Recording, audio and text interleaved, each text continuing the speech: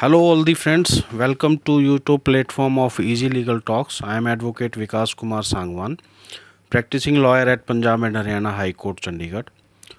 So friends, पिछले एक महीने के अंदर काफ़ी पॉलिटिकल और लीगल डेवलपमेंट्स जो हैं हमारी कंट्री में, हमारे हरियाणा के अंदर हुई हैं। और इसके अंदर जैसे कि देश को नई सरकार जो है वो एनडीए की थर्ड टाइम रिपीट जो है गवर्नमेंट हुई है, और एक मजबूत विपक्ष जो है वो भी अब हमें पार्लियामेंट के अंदर देखने को मिलेगा। और उम्मीद है कि जो विकास के काम, जो डेवलपमेंट के काम, और जो इंडिया को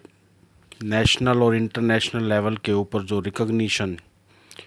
एफ़र्ट्स इस गवर्नमेंट ने जो किए हैं वो एफ़र्ट्स कंटिन्यू रहेंगे, और जो गलतियां रही हैं उन गलतियों के अंदर सुधार भी जो है वो देखने को मिलेगा। और लीगल फ्रंट के ऊपर जैसे कि आप सभी जानते हैं कि सोशो इकोनॉमिक मार्क्स के ऊपर, validity of socio economic criteria के ऊपर जजमेंट जो है वो आई है। और सीईटी के अंदर जो मेरिट बनी थी, सीईटी फ़ेज़ 2 का एग्ज़ाम कंडक्ट करने के लिए फ़ेज़ 1 में जो क्वालिफाइड कैंडिडेट्स थे उनकी जो मेरिट जो बनी थी, मेरिट लिस्ट, और उसके हिसाब से जो एग्ज़ाम कंडक्ट किए थे एचएसएससी ने, हाई कोर्ट ने उस मेरिट लिस्ट को क्वैश कर दिया है। और इसके लपेटे में वो लोग भी आ गए हैं जो जिन ग्रुप्स के अंदर 4 टाइम्स से ज़्यादा कैंडिडेट नहीं थे, और उन कैंडिडेट्स की रिव्यू पेटिशन जो है वो हाई कोर्ट में अभी फ़ाइल हो रही है। और इमीडिएटली जैसे ही 1 जुलाई से कोर्ट ओपन होंगी तो फर्स्ट वीक के अंदर इन पेटिशन्स के अंदर सुनवाई जो है वो हाई कोर्ट में हो पाएगी। टाइम ग्रांट जो है वो किया है हाई कोर्ट ने 6 मंथ्स का, और इन कैंडिडेट्स को भी दोबारा जो एग्ज़ाम कंडक्ट किया जाएगा एचएसएससी के द्वारा, उसके अंदर अपीयर होना होगा, और क्वालिफाई जो है इनको एग्ज़ाम दोबारा जिस तरीके से भी करेंगे उस हिसाब से आगे अपॉइंटमेंट्स इनकी रहेंगी, ये हाई कोर्ट का कहना है। इसी से रिलेटेड रिव्यू पेटिशन्स अलग अलग ग्रुप्स की, अलग अलग जो आपके फायर ऑपरेटर्स हैं या फिर एमपीएचडब्ल्यू हैं, जो ऑल ओवर 20 ग्रुप्स जो हैं टोटल, और उसमें से भी 9 ग्रुप्स स्पेशली कि जहाँ पर 4 टाइम्स कैंडिडेट क्लियर कट जो है वो जितने भी क्वालिफाइड कैंडिडेट्स थे उनमें 4 टाइम कैंडिडेट्स नहीं बन पा रहे थे। सो वो लोग भी, उनका भी जो रिज़ल्ट है उसे कैंसिल कर दिया गया है। सो ये सारी डेवलपमेंट्स क्या अपडेट रहेंगी, ये जुलाई के फर्स्ट वीक के अंदर आपको अपडेट जो है वो इजी लीगल टॉक्स प्लेटफॉर्म के ऊपर मिलते रहेंगे। आज की जो हमारी वीडियो है वो उसका हमारा इशू है equal rights for the employees of clerical cadre. यानी कि हरियाणा में क्लरिकल कैडर के जो एम्प्लॉयज़ हैं, क्लर्क्स हैं, असिस्टेंट्स हैं, और डिप्टी सुपरिटेंडेंट्स हैं,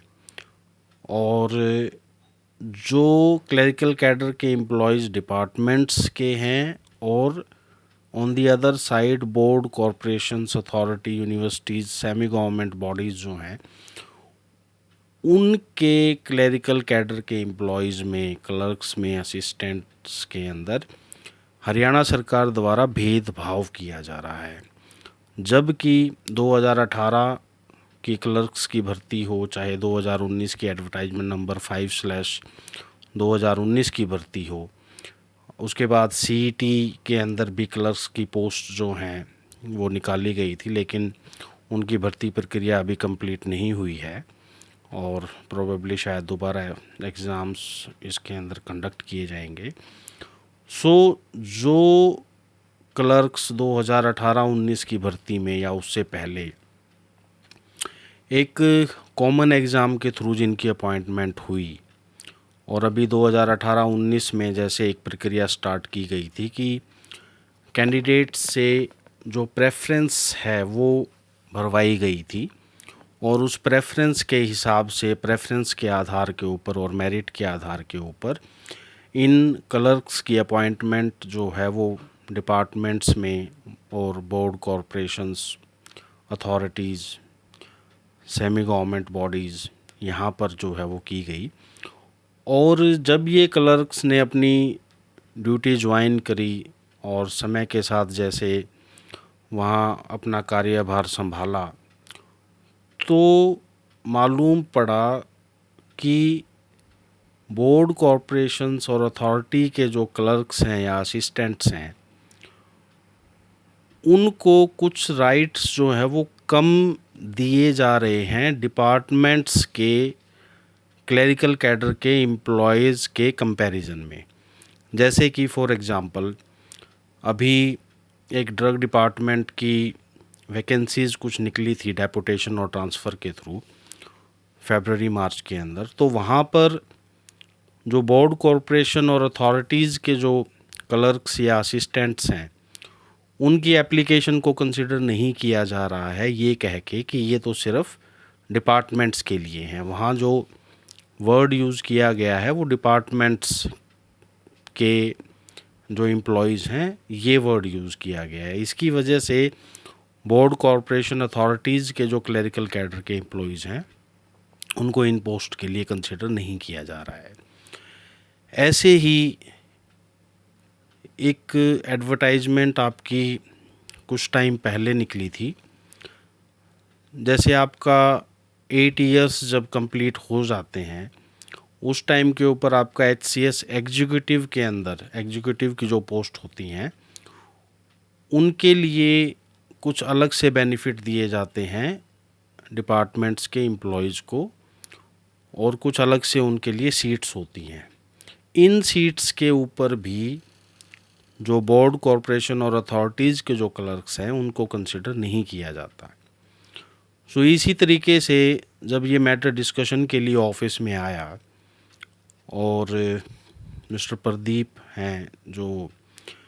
इस मैटर के अंदर हमारे ऑफिस के साथ जिनका कम्युनिकेशन है, मिस्टर नुकुल हैं, और बाकायदा जो ग्रुप है जो कैंडिडेट्स है 35-40 कैंडिडेट्स का जो ग्रुप बना है, वहाँ पर इस मामले में इन वैकेशंस के अंदर काफ़ी डिस्कशंस हुई हैं और ऑफिस लेवल के ऊपर भी जो आर्टिकल 14 है राइट ऑफ इक्वलिटी, जो फंडामेंटल राइट ऑफ इक्वलिटी जहाँ में दिया गया है, उसकी वायलेशन से रिलेटेड भी जो कुछ एप्लीकेबल लॉ है, सुप्रीम कोर्ट की जजमेंट्स हैं, उनकी स्टडी की गई और वैकेशंस के लिए इस मैटर को रखा गया ताकि प्रॉपर टाइम जो है इस मैटर की ड्राफ्टिंग के अंदर दिया जा सके। और अब जैसे ही कोर्ट ओपन होंगी हम इस मैटर को कंप्लीट करके और इस मैटर को हियरिंग के लिए कोर्ट के सामने पिटीशन हमारी फ़ाइल करेंगे। इसके अलावा भी कुछ इश्यूज़ हैं कि जैसे सैलरी का इशू है कि डिपार्टमेंट्स की सैलरी और बोर्ड कॉरपोरेशन अथॉरिटीज़ की सैलरी जैसे ट्रेजरी के थ्रू आती है, तो लेकिन ये वो इशू नहीं है जहाँ पर हमारा राइट ऑफ इक्वलिटी जो है वो इफ़ेक्ट होता है, क्योंकि ultimately the employ is getting the salary. कुछ कैशलेस मेडिकल फैसिलिटीज़ के इशू हैं, वो भी मुझे नहीं लगता कि जो राइट ऑफ इक्वलिटी है उसे इफ़ेक्ट कर रहा है, क्योंकि अल्टीमेटली जो एम्प्लॉई है उसको वो बेनिफिट्स ग्रांट हो रहे हैं, वो किस फॉर्म में हो रहे हैं वो एक अलग मैटर है। सो फ्रेंड्स, इसके अलावा आपकी नॉलेज में अगर कोई ऐसा इशू है कि जो बेनिफिट्स डिपार्टमेंट्स के क्लरिकल कैडर के एम्प्लॉयज़ को मिलते हैं या जो एंटाइटलमेंट्स मिलती हैं और board corporation authorities semi government bodies के जो क्लरिकल कैडर के एम्प्लॉयज़ हैं उनको अगर कहीं पर भी डिस्क्रिमिनेशन किसी तरीके से अगर की जाती है, आपकी नॉलेज में अगर कुछ ऐसे पॉइंट्स हैं, सो मेरी आपसे रिक्वेस्ट है कि आप इस वीडियो के कमेंट के अंदर उन पॉइंट्स को हाईलाइट करें ताकि हम इन पॉइंट्स को हमारी पिटीशन के अंदर इंक्लूड करें और एक काफ़ी बेटर और काफ़ी अच्छी पिटीशन जो है वो हम हाई कोर्ट में फ़ाइल कर सकें, ताकि आर्गूमेंट्स के लिए हमारे पास मटेरियल हो और एक अच्छी जजमेंट जो है वो हम हाई कोर्ट से ले सकें इन इक्वलिटी के राइट्स के रिगार्डिंग। सो फ्रेंड्स, इसके साथ जैसे कि कॉमन कैडर की बात हो रही है, डी ग्रुप के अंदर जैसे कॉमन कैडर है, लेकिन वहाँ पर भी बोर्ड कॉरपोरेशंस के जो एम्प्लॉयज़ हैं डी ग्रुप के, उनको ट्रांसफ़र डेपुटेशन के लिए डिपार्टमेंट्स में कंसिडर नहीं किया जाता है। लेकिन क्लर्क्स के लिए, क्लरिकल कैडर के लिए अभी कॉमन कैडर जो है वो इम्प्लीमेंट नहीं किया है। ये गवर्नमेंट का कहना है कि अभी हम कॉमन कैडर को इम्प्लीमेंट करने के बारे में विचार कर रहे हैं। गवर्नमेंट ने बार बार काफ़ी प्लेटफॉर्म्स के ऊपर इस तरीके की बातें जो हैं वो सामने रखी हैं, लेकिन एक तरीके से देखा जाए तो अपॉइंटमेंट्स में कॉमन कैडर इनडायरेक्टली गवर्नमेंट जो है वो इम्प्लीमेंट कर रही है या कर चुकी है। क्योंकि एक एंट्रेंस एग्ज़ाम आपने दिया, उसके अंदर आपकी मेरिट आई, और उस मेरिट के आधार के ऊपर board, corporations, departments, authorities, universities, जहाँ पर भी क्लर्क्स की पोस्ट थी वहाँ पर अपॉइंटमेंट्स दी गई, और इस मेरिट के आधार के ऊपर एचएसएससी ने अलग अलग डिपार्टमेंट्स, बोर्ड, कॉरपोरेशंस की अलग अलग मेरिट्स जो हैं वो इन डिपार्टमेंट्स, बोर्ड, कॉरपोरेशंस को भेजी हैं।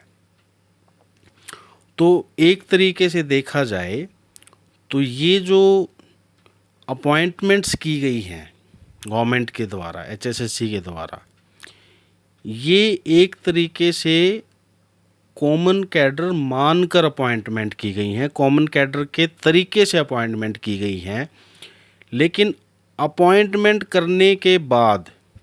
जो कॉमन कैडर के रूल्स हैं या जो कॉमन कैडर के बेनिफिट्स हैं वो इन एम्प्लॉयज़ को नहीं दिए जा रहे हैं। और जिस तरीके से प्रेफरेंसेस भरवाई गई हैं, जिस स्टेज के ऊपर प्रेफरेंसेस भरवाई जाती हैं, उस समय पर कैंडिडेट को इतनी नॉलेज नहीं होती है कि प्रमोशन से रिलेटेड, क्लरिकल कैडर के स्ट्रक्चर की जानकारी से रिलेटेड इश्यूज़, वो कैंडिडेट्स को उतनी नॉलेज नहीं होती है कि कैंडिडेट के लिए बेस्ट क्या है, वो कैंडिडेट जो है उस स्टेज के ऊपर चूज़ कर सके। और ज़्यादातर क्या होता है कि प्रेफरेंस चूज़ करने के बाद जब एम्प्लॉय डिपार्टमेंट्स में, बोर्ड, कॉरपोरेशंस, अथॉरिटीज़ में जाता है, जाकर काम करता है, और वहाँ पर जैसे जैसे प्रोबेशन पीरियड कंप्लीट होता है, सेट सी का एग्ज़ाम जो है वो आपका क्वालिफाई होता है, तब धीरे धीरे जिस तरीके से जानकारी मिलती है कि क्लर्क्स की कितनी पोस्ट हैं, प्रमोशंस की कितनी पोस्ट हैं, तब कैंडिडेट को ये पता चलता है कि मेरिटोरियस होने के बावजूद भी जानकारी के अभाव में वो ऐसा department, board, corporation, university choose नहीं कर पाया कि जहाँ पर अगर उसे जानकारी होती और वो प्रॉपरली अपनी डिस्क्रिशन को, अपनी चॉइस को एक्सरसाइज अगर करता, तो उसको काफ़ी ज़्यादा बेनिफिट जो है वो अपने सर्विस कैरियर के अंदर होता। और इसका एक सबसे अच्छा जो एग्ज़ाम्पल है वो है एजुकेशन डिपार्टमेंट, जो आपका स्कूल डिपार्टमेंट है। स्कूल डिपार्टमेंट में जो क्लर्क्स जिनको प्रेफरेंस के हिसाब से, चॉइस के हिसाब से अपॉइंटमेंट्स मिली हैं, वहाँ पर ना तो प्रॉपर जो है वो क्लरिकल कैडर है, ना वहाँ कोई प्रमोशंस के चांसेस हैं। तो ऐसी सिचुएशंस का, ऐसी चीज़ों का कैंडिडेट्स को अपॉइंटमेंट्स के बाद पता चला। तो ये अलग अलग इश्यूज़ जो हैं, अलग अलग पेटिशंस के अंदर टाइम टू टाइम जो है वो कैंडिडेट्स, क्लर्क्स, असिस्टेंट्स रेज करते रहते हैं। और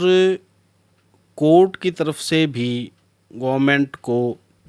कई बार डिसीजन लेने के लिए, कई बार इन एनोमलीज़ को एड्रेस करने के लिए कहा गया है। लेकिन वास्तविक जो ग्राउंड लेवल के ऊपर जो डिफ़िकल्टीज़ हैं वो अब तक एड्रेस नहीं हुई हैं, और उन्हीं में से एक डिफ़िकल्टी है क्लरिकल कैडर के एम्प्लॉयज़ जो हैं, डिपार्टमेंट्स के एम्प्लॉयज़ और board corporation authorities universities semi government bodies के क्लरिकल कैडर के एम्प्लॉयज़, इनके बीच में जो कुछ पॉइंट्स के ऊपर डिफरेंस हैं, उन पॉइंट्स को, उन एनोमलीज़ को ठीक करने की ज़रूरत है ताकि जो कैंडिडेट्स का राइट ऑफ इक्वलिटी है वो इफ़ेक्ट ना हो। सो फ्रेंड्स, इससे रिलेटेड अब जो पेटिशन है, आई होप 2-3 दिन के अंदर ये पेटिशन हमारी कंप्लीट हो जाएगी। और अभी फ़िलहाल जो टोटल बोर्ड कॉरपोरेशंस हैं उसमें से 20-22 के करीब बोर्ड कॉरपोरेशंस अथॉरिटीज़ जो हैं उनके एम्प्लॉयज़ जो हैं वो इस पेटिशन के अंदर पेटिशनर्स हैं। और मैं चाहूँगा कि हमारे हरियाणा के अंदर जितने भी डिपार्टमेंट्स को छोड़कर जो भी प्रेफरेंस के अंदर board corporations, universities, authorities, semi government bodies जो रही हैं, उनके हर बोर्ड कॉरपोरेशन अथॉरिटीज़ से कम 2-2, 3-3 जो एम्प्लॉयज़ हैं वो इस पेटिशन को ज्वाइन करें, ताकि एक स्ट्रॉन्ग पेटिशन हम कोर्ट के सामने जो है वो फाइल कर सकें और हमारा जो रिलीफ है वो हम कोर्ट से ले सकें। सो फ्रेंड्स, इससे रिलेटेड आपकी सजेशंस काफ़ी इम्पोर्टेंट हैं। मेरी आपसे रिक्वेस्ट है कि अगले 1-2-3 दिन के अंदर जो भी व्यूवर्स इस वीडियो को देखें वो ज़रूर इस इशू के ऊपर ध्यान दें और उनकी नॉलेज में जो भी पॉइंट्स हैं वो उस पॉइंट को कमेंट के अंदर शेयर करें। और इसके अलावा मेरे ऑफिस का जो व्हाट्सएप नंबर है, डिस्क्रिप्शन के अंदर इस नंबर को मैं मेंशन करवा रहा हूँ, यहाँ इस व्हाट्सएप नंबर के ऊपर भी आप मैसेज जो है वो कर सकते हैं और इस पेटिशन के अंदर जुड़ सकते हैं। ये व्हाट्सएप नंबर है 7986657694। I repeat the number 7986657694। So friends, अगले 2-3 दिन के अंदर आप इस बारे में डिस्कशन कीजिए और हमारी कोशिश यही रहेगी कि जो भी माइनर और मेजर पॉइंट्स हैं वो हम हमारी पेटिशन के अंदर इंक्लूड करें और एक बेटर केस जो है वो कोर्ट के सामने प्रेजेंट करें। So friends, thank you so much for viewing this video and share this video with the class of clerical cadre who are affected on the issue. Thank you so much, friends.